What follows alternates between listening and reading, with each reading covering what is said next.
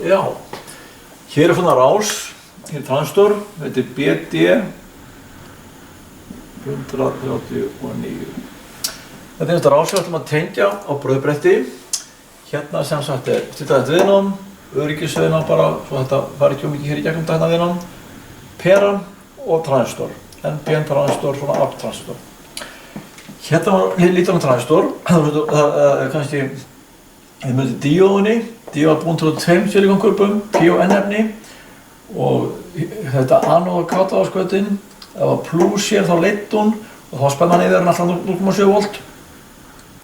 Hérna transistorinn, hann búin til 3 kurbum af silikóni sem eru mismikið, það að hér eru margar rafeindir, fáar og margar, negativ, positiv, negativt og segjum að hérna kom inn 1 milliampere hérna, 1 milliampere og þetta fyrir þetta niður.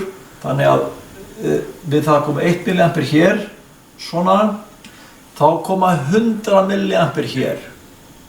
Hérna, þá er 101 milliampere hérna út. Strömmur kemur hér niður, svona.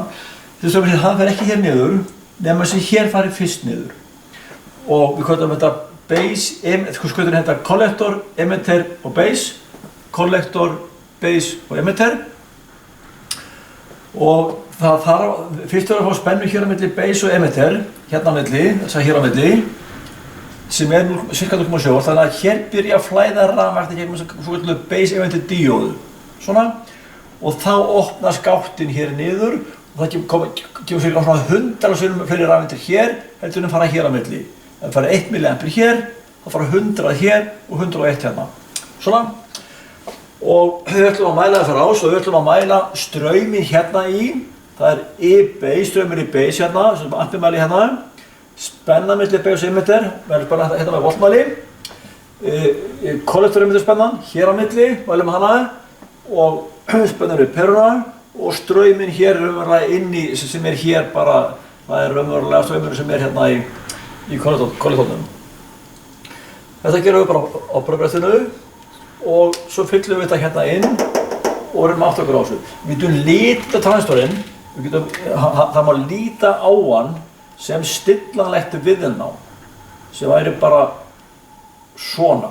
Hérna verður það peran, hér er plúsinn, svona, og svo breytist viðnámið hérna, hér er núllið, bara hérna núllið.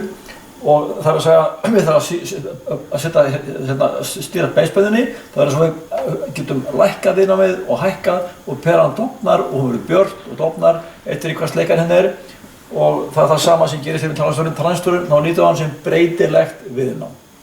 Ok? Nú skulum við bara gera þess að setja þessa tilraun hérna upp á brauðbretti.